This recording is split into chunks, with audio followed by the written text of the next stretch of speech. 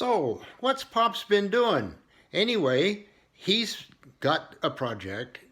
I had to replace the light bulbs in my shop, and I replaced all the old fluorescent bulbs with LEDs. And when I was up there replacing the bulbs, I got a look at all of the tops of my cabinets and the tops of the windowsills and everything, and they are filthy. Like maybe 15 or years worth of dirt accumulated up there. So, by golly, I'm cleaning the shop. So here goes a guided tour of cleaning the shop. There's the lights that were replaced. There's 7 of them. And they're all LED lights now, so they'll use much less energy. Anyway, let's go upstairs and I'll show you what a mess we have. First, I'll show you what a mess we have downstairs. See, I've taken all of the bridges out of the canyon so that I didn't drop a light bulb on them and break them. And then I've got the big ladder in here and the vacuum cleaner out, and I pulled out all of my little benches and swept the floor. And getting ready to go upstairs. So there's the top of my heater. See the dust on it?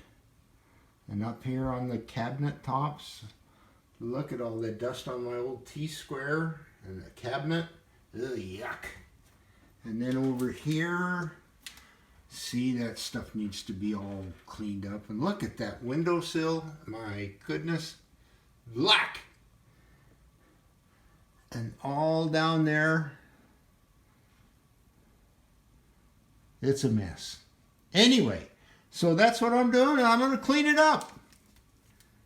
So whenever you guys come to see me, it'll be nice and tidy. So that's it for this part of the project. Bye. Oh, bye. There. No, still bye. Stop.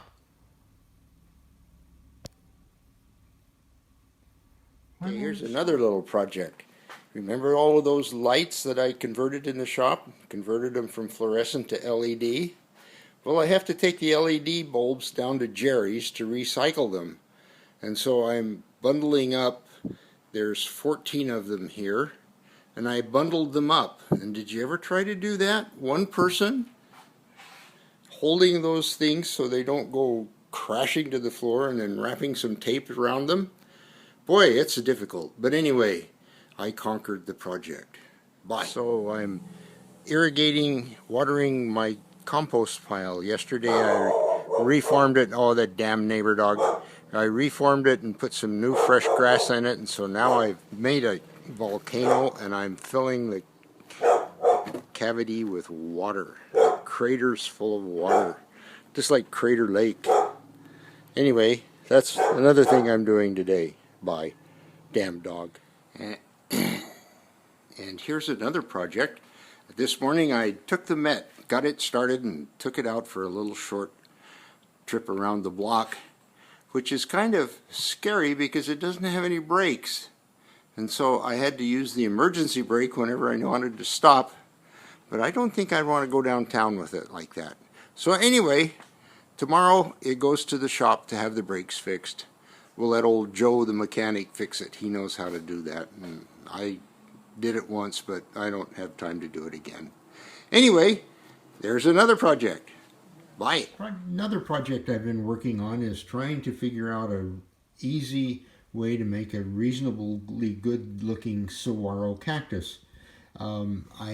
This is one attempt that I've made. It's made out of a real soft foam. Not particularly pleased with it. Now I've been experimenting with some other materials. This is a different kind of material called balsa foam, and it's much more firm than the other. And this is actually balsa wood, which is a very soft wood used in modeling. And this is a clay material called Sculpey that you work just like regular modeling clay, but then you bake it and it turns hard. It's you can see that it's fairly hard. This is some Sculpey material that I've rolled out into a log, and you can see that I've begun making the ribs in it, and I use a tool like this and slice it, or not slice it, but just make a mark down like this. And then, of course, the arms on the saguaro are made with just a smaller roll of it.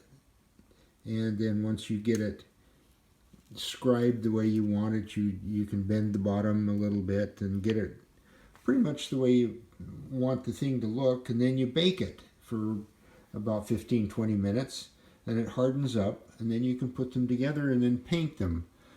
So I'm thinking that at this point the sculpting material, this stuff, or this, is the best way to go. It's going to be the fastest, and I need to make a whole bunch of them for the model railroad. So we'll see how it goes. Thanks for watching. Of course, almost every day I have to go for a bicycle ride. So you can see how many miles I have on it. Usually I put about 15 or so miles every day. So the miles are adding up. We'll go for another bike ride soon. Well, here's another project that's been occupying several days.